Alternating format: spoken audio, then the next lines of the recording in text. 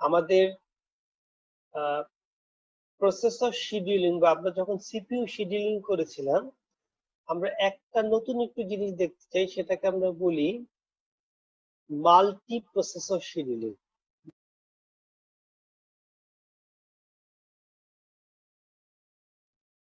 আচ্ছা, শিডিউলিং এর জন্য আমরা কয়েকটা অ্যালগরিদম দেখেছিলাম, তোমাদের মনে আছে? ওই যে round robin, first in first out, কি যেন ছিল, shortest job first, first come first serve, মনে আছে? এই তোমরা ল্যাবেও মনে হয় একটা করতে পারছি না। আচ্ছা, তো ওই যে শিডিউলিং অ্যালগরিদম গুলো ছিল, মনে রাখবা যে আমাদের প্রসেসর ছিল একটা, তাই না? আমাদের প্রসেসর কয়টা ছিল এই ধরনের অ্যালগরিদমের ক্ষেত্রে?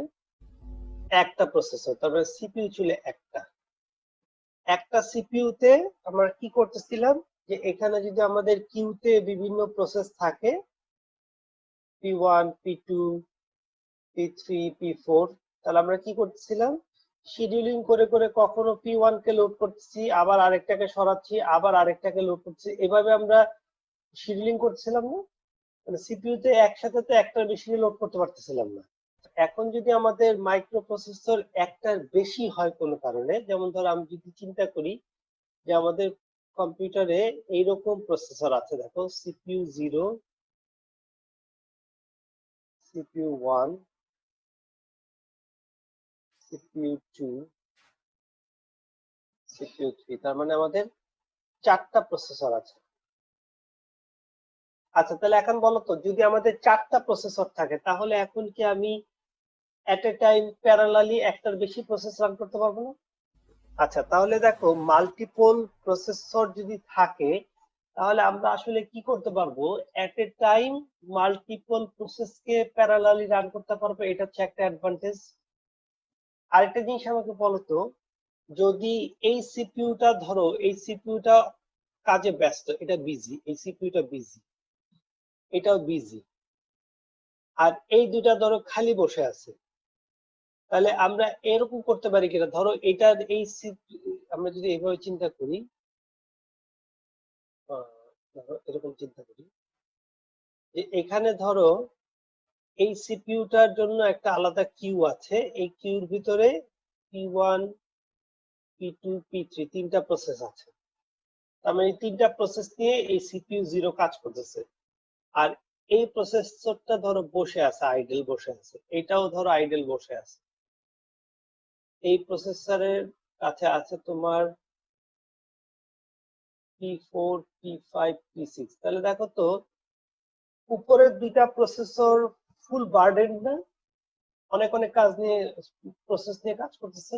নিচের দুইটা সিপিইউ খালি বসে আছে। তাহলে আমরা চাইলে কি করতে পারতাম, আমরা চাইলে লোড শেয়ার করতে পারতাম না? দেখো তো, আমরা লোড শেয়ার করতে পারতাম না? চাইলে এখান থেকে দুই একটা প্রসেস কি করতে পারতাম, একে দিতে পারতাম না সিপিইউ কে, যে এই সিপিইউ কে দিতে পারতাম না, কারণ এরা তো কাজ করতেছে না, চুপচাপ বসে আছে। তাহলে এই যে দেখো, তোমার যদি মাল্টিপল প্রসেসর থাকে, তাহলে আমরা একটা সুবিধা হচ্ছে at a time multiple process run করতে পারবো। আরেকটা জিনিস আমরা কি বলতে পারবো কিনা, যে আমরা লোড শেয়ার করতে পারবো, দেখো তো এটা করতে পারবো কিনা। আচ্ছা, একটা জিনিস দেখো তো, যদি লোড শেয়ার করতে চাও, আমাকে বলো তো, এইটা যদি তুমি লোড শেয়ারিং যদি এনেবল করতে চাও বা অ্যাক্টিভেট করতে চাও, তোমাকে মনে রাখবা এই সিপিইউ গুলো অবশ্যই হোমোজেনাস হইতে হবে, একই টাইপের সিপিইউ হইতে হবে।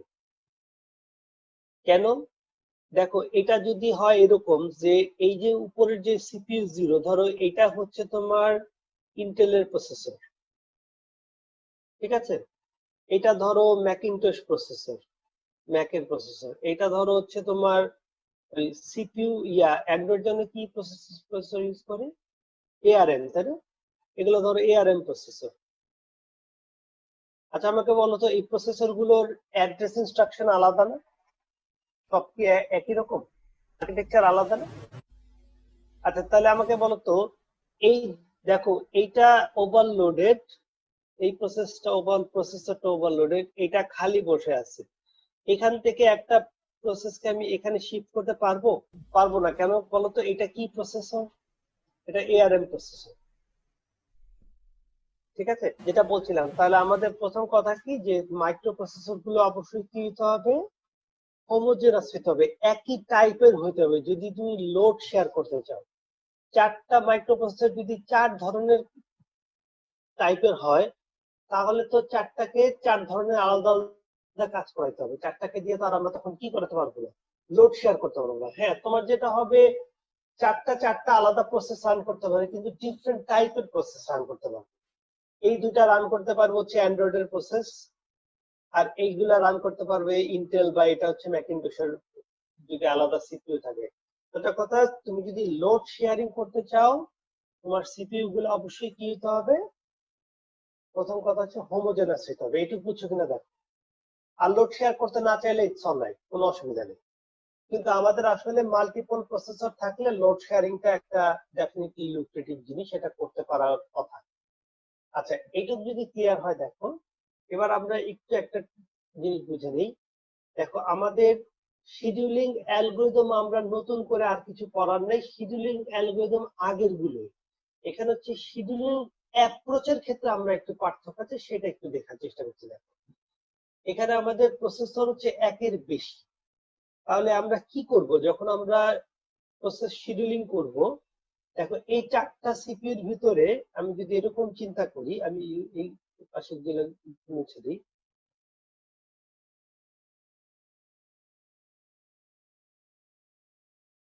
আচ্ছা,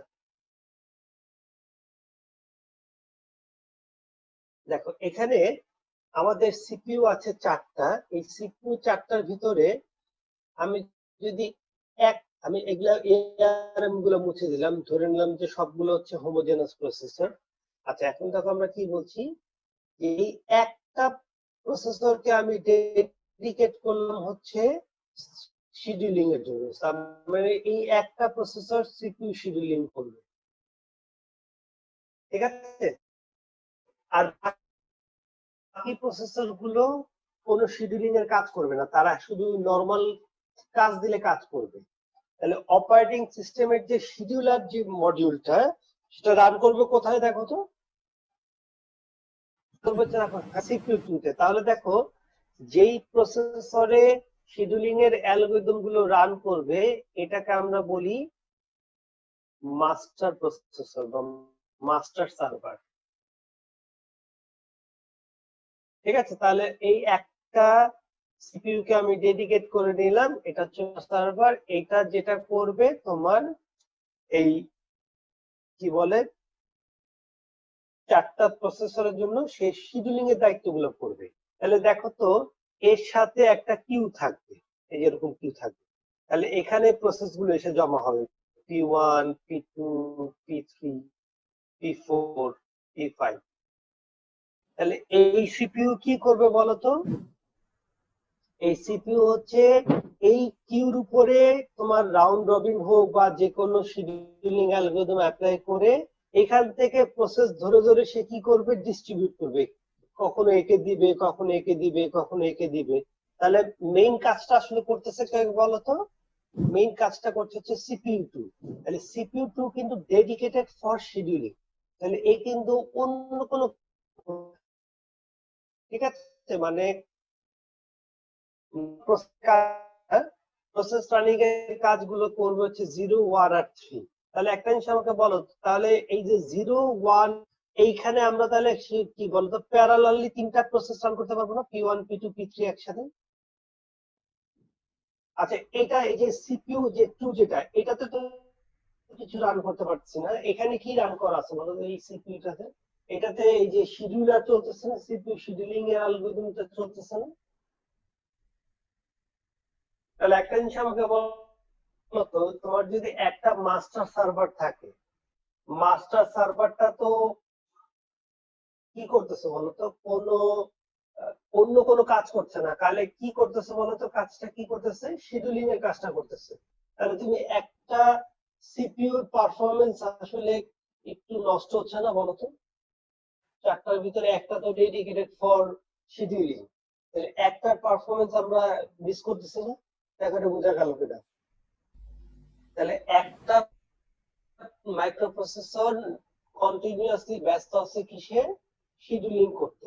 আচ্ছা, যদি এমন হয় যে এই মাস্টার সার্ভারটা যদি ক্র্যাশ করে কোনো কারণে, মানে এই সিপিইউটাতে যেই সিপিইউটা যদি আছে, এই সিপিইউটা যদি কোনো কারণে কোনো একটা ফল্টের কারণে যদি তোমার অ্যাক্টিভিটি ক্র্যাশ করে যায়, যেমন ধরো সিপিইউ শিডিউলারই ক্র্যাশ করে চলে গেল এই মাইক্রোপ্রসেসর থেকে, বা সিপিইউ টার্মিনেট হলো, তাহলে কি হবে, কি কি কি প্রবলেম হতে পারে? তো মানে সিপিইউটা যদি কোনো কারণে মানে ঝামেলা হয়ে যায়, তাহলে শিডিউলার বন্ধ হয়ে যাবে না? তাহলে এই যে তোমার যদি একটা ডেডিকেটেড যদি সার্ভার থাকে, তাহলে আমরা কি বলতে পারি না যে সেন্ট্রাল পয়েন্ট অফ ফেলিয়ার বলতে পারি না? মানে একটা পয়েন্টে যদি ফেল করে তাহলে বাকি সিপিইউ গুলা আইডল বসে থাকবে না? মানে মাস্টারে যদি না থাকে, সে যদি তোমাকে কাজ না দেয়, তাহলে এই বাকি সিপিইউ গুলা কি করবে বলো, আইডল বসে থাকবে না? আচ্ছা, তাহলে দেখো এই অ্যাপ্রোচটা যদি আমি ইউজ করি, যে একটা মাস্টার সার্ভার রাখলাম, এই মাস্টার সার্ভারটাই শিডিউলিং করবে, এই অ্যাপ্রোচটাকে আমরা বলি asymmetric multi processor scheduling. Multi processor scheduling, ঠিক আছে? তার মানে আমি যদি একটা মাস্টার সার্ভার রেখে শিডিউলিংটা করি, সেটাকে আমরা বলছি অ্যাসিমেট্রিক মাল্টি প্রসেসর শিডিউলিং। তাহলে এটার ডিসঅ্যাডভান্টেজ আমরা যেটা দেখলাম, যে সেন্ট্রাল পয়েন্ট অফ ফেইলার, আরেকটা জিনিস হচ্ছে একটা সিপিইউ পারফরম্যান্স আমরা টোটালি আনইউজ রাখছে বা আনইউটিলাইজ রেখে দিচ্ছি। তবে সুবিধা হচ্ছে, যেহেতু একটাই সেন্ট্রাল সার্ভার এবং একটাই শিডিউলিং করছে, তোমার সিপিইউ শিডিউলারটা ডেডিকেটেডলি এই প্রসেসরটাতে রান করতে পারবে, এবং তোমার বাকি প্রসেসর গুলো আইডল বসে থাকবে, তারা শুধুমাত্র তাদেরকে যে টাস্ক দেওয়া হবে সেই টাস্ক গুলো কমপ্লিট করবে। আচ্ছা, এটা দেখো, এটা যদি আমরা না করি, আমরা যদি বলি যে না ঠিক আছে, আমরা ডেডিকেটেড কোনো সার্ভার রাখবো না, তার মানে আমাদের সিপিইউ চারটা আছে, এই ধরো আমাদের সিপিইউ চারটা, C1 C2 C3 C4, তাহলে এই চারটা সিপিইউ আছে, এই চারটা সিপিইউ আলাদা থাক, আমরা চারটা সিপিইউ কে আলাদা রাখবো এবং চারটা সিপিইউ আলাদা আলাদা শিডিউলিং করবে। আচ্ছা, এখন দেখো এই যে C1 C2 C3 C4 microprocessor তুমি যখন ডিজাইন করছো, তোমার এখানে যেহেতু চারটা আলাদা আলাদা প্রসেসর, তাহলে এই চারটা আলাদা প্রসেসরে তুমি চাইলে যেটা করতে পারো, চারটা আলাদা শিডিউলার লোড করতে পারো।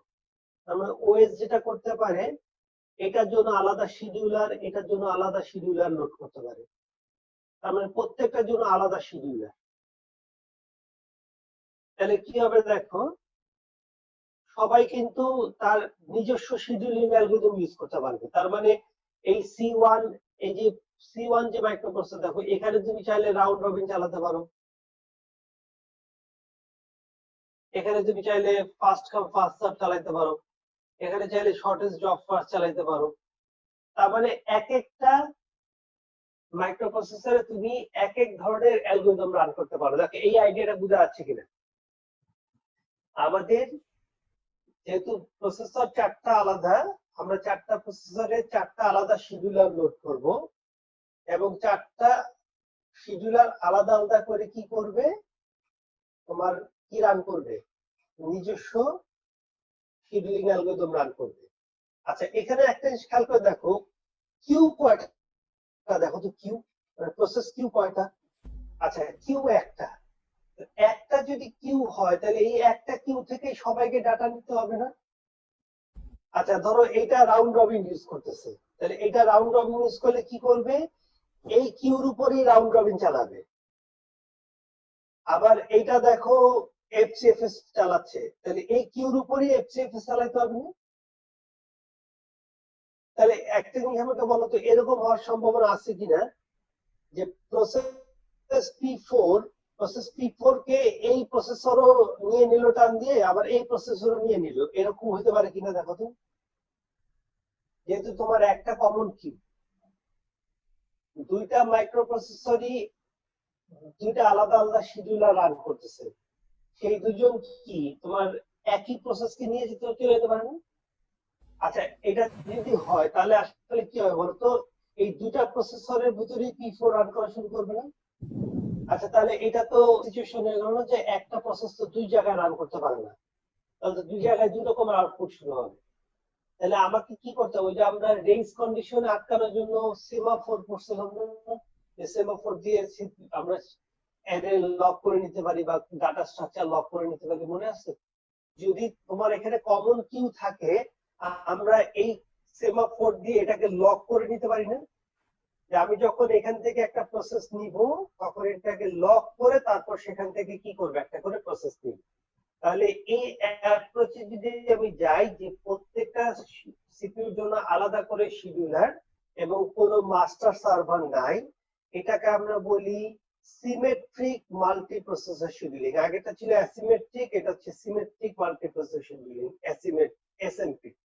তাহলে সিমেট্রিকে আমাদের সুবিধা যেটা দেখো, এখানে কোনো মাস্টার সার্ভার বলে কিছু, সবগুলো সার্ভার প্রসেস সিপিইউ আলাদা, বাট প্রত্যেকটা সিপিইউর জন্য আলাদা করে শিডিউলার লাগবে এবং কিউ থাকবে একটা, একটা থেকেই সব প্রসেসর ডাটা নিবে। তবে অবশ্যই প্রসেস করতে হবে এই কিউটাকে, কিউ থেকে যখন একটা করে প্রসেস নিবে অবশ্যই কিউটাকে লক করে নিতে হবে। তাহলে একটু কিন্তু সময় নষ্ট হবে জায়গায়, তাই না? কারণ তুমি যখন লক করে একটা প্রসেসকে নিচ্ছ, তখন আরেকটা সিপিইউ কিন্তু বসে থাকতে হচ্ছে। আচ্ছা দেখো, আমরা যেটা বলছিলাম যে আমরা এসএমপি এর ক্ষেত্রে কি বললাম, যে আমাদের একটা কিউ থাকবে, কিউ থেকে আমাদের ডাটাগুলো নিতে হবে। আচ্ছা, আমাকে একটা জিনিস বলো তো, এটার তাহলে একটু আবার ডিসঅ্যাডভান্টেজ কি মনে হচ্ছে, যে যেহেতু একটা কিউ থেকে আমরা ডাটা নিব, তাহলে এখানে আবার একটু টাইম নষ্ট হচ্ছে, তাই না? আচ্ছা, আরেকটা জিনিস কি বলতে পারবো, দেখো তো, যে প্রত্যেকটা প্রসেসরে যেহেতু শিডিউলার আলাদা আলাদা করে রান করতেছে, তার মানে প্রত্যেকটা প্রসেসরের জন্য একটু ডেডিকেটেড টাইম নষ্ট হবে না শিডিউলিং করতে গেলে? আচ্ছা, তাহলে এখন দেখো, এসএমপি ক্ষেত্রে যেটা সুবিধা পাচ্ছি, চারটা প্রসেসরকে আমরা ফ্রি পাচ্ছি প্রসেস রান করার জন্য। আচ্ছা, একটা জিনিস আমরা অ্যাডিশনাল করতে পারি এই এসএমপি এর ক্ষেত্রে, যে আমাদের ধরো এই যে হচ্ছে আমাদের চারটা সিপিইউ,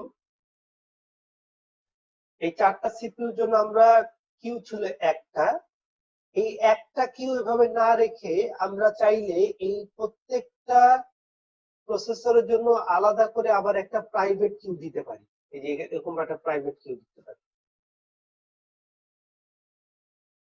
ঠিক আছে, তাহলে খেয়াল করে দেখো, আমাদের কমন কিউ ছাড়াও আমরা অ্যাডিশনাল কি করে দিলাম বলতো, প্রত্যেকটা সিপিইউ কে একটা করে আমরা যদি নাম্বারিং করি C0 C1 C2 C3, চারটা প্রসেসর, তাহলে এটা আমি আপাতত মুছে দিচ্ছি, যে এই কমন কিউটা আমরা আপাতত মুছে দিলাম। দেখো, আমাদের কমন কিউ ছাড়া আমরা অ্যাডিশনাল কি করছি, আমরা যেটা করছি অ্যাডিশনাল চারটা প্রসেসরের জন্য আলাদা করে চারটা কিউ মেনটেন করছি। তাহলে এতে যেটা সুবিধা হবে, আমরা কমন কিউ থেকে দেখো এই প্রসেসরটা P1 P2 P3 কে নিয়ে নিল, এটা ধরো P4 P5 P6 কে নিয়ে নিল, এটা P7 P8 কে নিল, এটা ধরো P9 P10 কে নিল। তার মানে কমন কিউ থেকে মাইক্রোপ্রসেসর গুলো তার নিজের কিউতে প্রসেস নিয়ে চলে আসবে। এইবার এই লোকাল কিউতে সে কি করবে, শিডিউলিং করতে থাকবে। দেখো, এটা বুঝতে পারছো কিনা?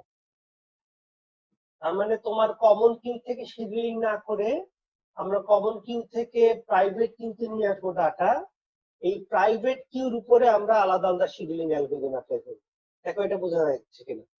আচ্ছা, এটা হইতে পারে কিনা আমাকে বলো তো। যেমন ধরো, আমরা কমন কিউ থেকে ডাটা নিয়ে চলে আসছি, এই প্রত্যেকটা সিপিইউর কাছে কিছু কিছু প্রসেস আছে। আচ্ছা, এমন হতে পারে কিনা দেখো, যে এই C3 প্রসেসটা তার এই দুটা প্রসেস ছিল 7-8 কাজ শেষ করে ফেলছে, এটা 9-10 কাজ শেষ। তার মানে এই দুটা প্রসেসর তার ফাস্টার প্রসেসর বা যাই হোক না কেন, ফরচুনেটলি তারা তাদের কিউতে যে ডাটা ছিল সেগুলা শিডিউলিং করে রান করে শেষ করে দিছে। এখন আমাকে বলো তো, এই লোকাল কিউ তো আর কোনো ডাটা নাই, মানে এটাও খালি, এটাও খালি। তাহলে একটা জিনিস আমাকে বলো তো, C0, C1, C2, C3 এর ভিতরে, এই চারটা প্রসেসরের ভিতরে উপরের দুইটা প্রসেসর এখনো ব্যস্ত না? আচ্ছা, উপরের প্রসেসর দুইটা ব্যস্ত, কারণ তাদের কাজ এখনো শেষ হয়নি, রাউন্ড রবিন হোক বা যাই হোক, একটার পর একটা প্রসেস চলতেছে। নিচের দুইটা প্রসেসর খালি বসে আছে না? তাহলে খালি যদি বসে থাকে, এখন আমাকে একটা জিনিস বলো তো, যে আমার কমন কিউতেও কোনো ডাটা নাই, তার মানে আর কোনো প্রসেসও নাই। তাহলে এই কারেন্ট সিচুয়েশনে আমরা আসলে কি বলতে পারি না যে এই চারটা প্রসেসরের ভিতরে আসে কি লোডটা কি ব্যালেন্স অবস্থায় আছে নাকি ইনব্যালেন্স লোডিং আছে, বলতে এখন এই অবস্থায় ইমব্যালেন্স আছে, কারণ নিচের প্রসেসর দুইটা খালি বসে আছে। তাহলে কি করা যেতে পারে? ওই যে আমরা লোড শেয়ারিং এর কথা বলছিলাম না, লোড শেয়ারিং। তাহলে এখন কি করা যেতে পারে তো? এখন আমরা কি করতে পারতাম? এখন আমরা চাইলে ওই দুইটা প্রসেসর থেকে কিছু ডাটা যদি সরাই নিয়ে এসে আমরা কি করতে পারতাম, নিচের দুই টাকা দিতে পারতাম, তাহলে আমাদের লোড শেয়ারও হইতো, এবং আমরা কি বলতে পারতাম বলতো, এটাকে লোড ব্যালেন্সিং ও বলতে পারি না? তার মানে তুমি যদি দেখো যে তুমি ওভার বার্ডেন, তাহলে তোমার কিছু কাজ তুমি কি করতে পারো, আরেকটা মাইক্রো প্রসেসরকে হ্যান্ড ওভার করতে পারো। তাহলে এই জিনিসটাকে আমরা বলছি লোড শেয়ারিং, অথবা যেটা আমরা বলছি লোড ব্যালেন্স হবে। তার মানে মাইক্রো প্রসেসর গুলোর মধ্যে আমরা লোড ব্যালেন্স করতে পারি।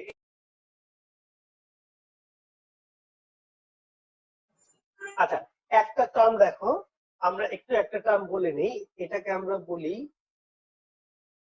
Processor affinity. এটা মানে হচ্ছে যে একটা প্রসেসকে তুমি যখন একটা মাইক্রো প্রসেসরে লোড করবা, আমরা ধরো এই প্রসেস P1 CPU 0 তে লোড হলো, তাহলে এই প্রসেসটা সাধারণত এই মাইক্রো প্রসেসরেই তার কাজটা শেষ করে বের হয়ে যাওয়ার কথা, উচিত আসলে। তার মানে একটা মাইক্রো প্রসেসরে তুমি যদি একটা প্রসেসকে লোড করো, এইটাকে তুমি যদি এই মাইক্রো প্রসেসরই কাজ শেষ করে কমপ্লিট করো, তাহলে আমরা আসলে কি করলাম বলতো, এই প্রসেসটাকে তো আর অন্য কোথাও মুভ করা লাগছে না, তাই না? যদি এই প্রসেসরই তার লাইফ টাইম শেষ করতে পারে, মানে একটা প্রসেসকে আমি শিফট করব না, একটা মাইক্রো প্রসেসরে লোড করার পরে আমি ওই মাইক্রো প্রসেসরই তাকে তার কাজ শেষ করাবো। তাহলে একটা প্রসেস চাইলে এটা বলতে পারে যে এক আমাকে একটা পার্টিকুলার প্রসেসরে লোড করলে ওখান থেকে আর সরানো যাবে না। তার মানে আমাকে যদি C0 তে লোড করো, C0 এর বাইরে আমাকে কি করা যাবে না, সরানো যাবে না। এই কনসেপ্টটাকে আমরা বলি হচ্ছে তোমার প্রসেসর অ্যাফিনিটি। তার মানে একটা প্রসেস চাইলে বলে দিতে পারে যে আমাকে একটা মাইক্রো প্রসেসরে যদি লোড করো, সেই মাইক্রো প্রসেসর থেকে সরানো যাবে না। এটার আরেকটা ছোট্ট এক্সাম্পল দিই, যেমন ধরো দেখো, এই হচ্ছে আমাদের চারটা প্রসেসর, ঠিক আছে?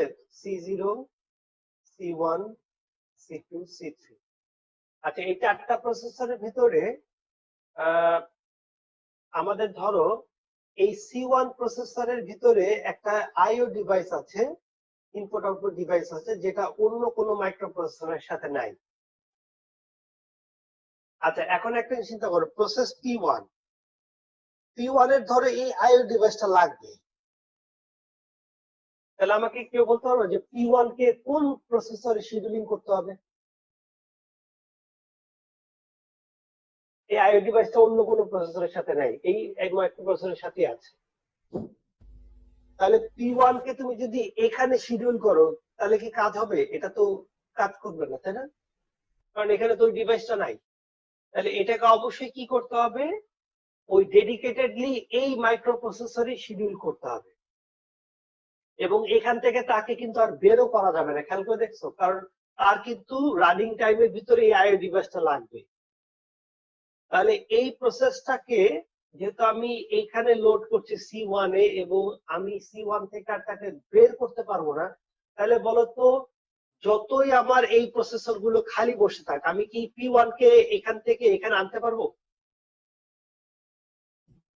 আচ্ছা, তাহলে এই যে আমরা ঘটনাটা বললাম, এটাকে আমরা বলছি অ্যাফিনিটি।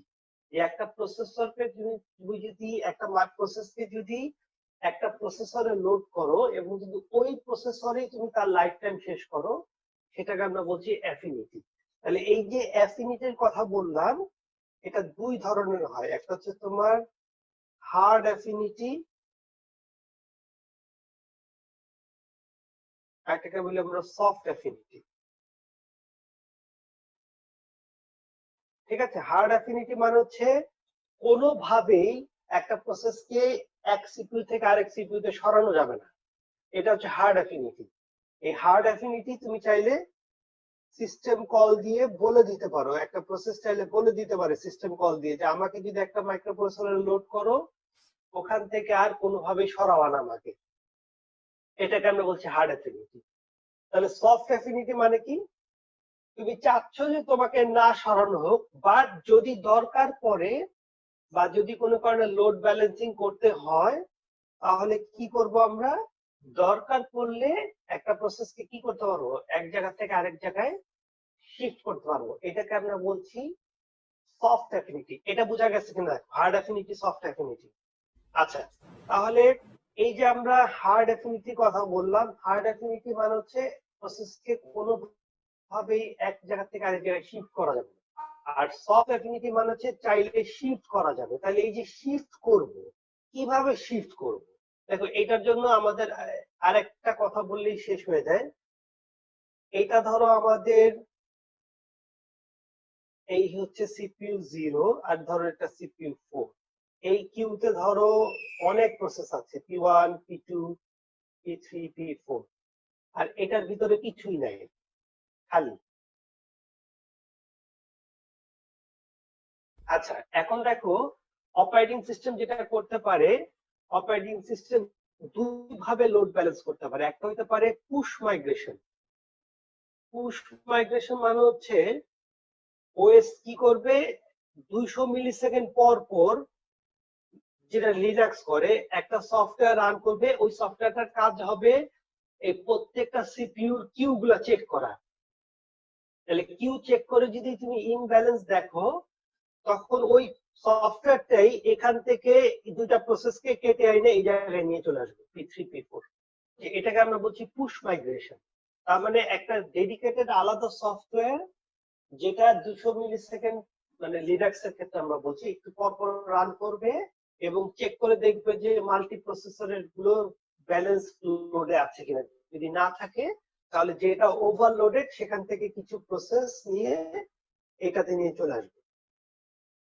আচ্ছা, এখন যদি এমন হয়, তার মানে একটা ডেডিকেটেড সফটওয়্যার এই কাজটা করছে। আরেকটা অ্যাপ্রোচ যেটা হতে পারে, যে দেখো কোনো ডেডিকেটেড সফটওয়্যার নাই, তার মানে এটাও নাই এটাও নাই। তাহলে এখন দেখো কোনটা খালি বসে আছে বলতো, এই প্রসেস C4 এটা খালি বসে আছে না প্রসেসর। আচ্ছা, এটা খালি বসে আছে এবং দেখো এটা ওভারলোডেড, C0 ওভারলোডেড। তাহলে একটা যেটা করতে পারে, এখানে একটা আলাদা শিডিউলার আছে না, আমরা তো বলেছি প্রত্যেকটাতে আলাদা করে শিডিউলার আছে। তাহলে এই শিডিউলারটা কি করবে দেখো, এই শিডিউলারটা চেক করে দেখবে, যদি সে খালি বসে থাকে, সে তখন অন্য মাইক্রোপ্রসেসরের কিউ গুলো অ্যাক্সেস করতে পারবে। ঠিক আছে, অন্য মাইক্রোপ্রসেসরের কিউ গুলো অ্যাক্সেস করে যদি দেখে যে এটা ওভারলোডেড, তখন সে কি করবে, এইখান থেকে একটা দুটা প্রসেসকে জোর করে ধরে নিয়ে সে নিজের কিউতে নিয়ে চলে আসবে।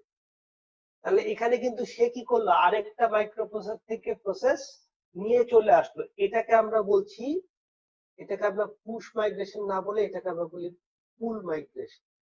তার মানে একটা মাইক্রোপ্রসেসরের ভিতরে যে শিডিউলার রান করছে, এটা চাইলে আরেকটা প্রসেস থেকে কি করতে পারে, একটা সিপিইউর কিউ থেকে ডাটা নিয়ে চলে আসতে পারবে। এটাকে আমরা তাহলে বলছি পুল মাইগ্রেশন। এখানে কিন্তু ডেডিকেটেড কোনো সফটওয়্যার নেই। আচ্ছা, এটা করতে গেলে অবশ্যই যেটা করতে হবে, এই যে C4 যখন 3 এবং 4 কে আনলো, তখন কি করা লাগবে বলতো, এটাকে আগে লক করে নিতে হবে না। এটাকে লক না করে আনতে গেলে তো কি হবে বলতো, এও নিয়ে চলে আসলো 3 4 কে, আবার এই কিউতে থেকে গেল, তাহলে কি হবে? এখান থেকে যদি তুমি 3 এবং 4 কে নিয়ে যাও তাহলে এখান থেকে 3 4 কে সরাই ফেলতে হবে না এই কিউ থেকে, তাহলে এখানে 1 আর 2 থাকবে, 3 আর 4 তো এখানে থাকতে পারবে না, কারণ 3 আর 4 কোথায় চলে আসছে, দেখো যে এখানে চলে আসছে। এটা বোঝা গেছে কিনা দেখো।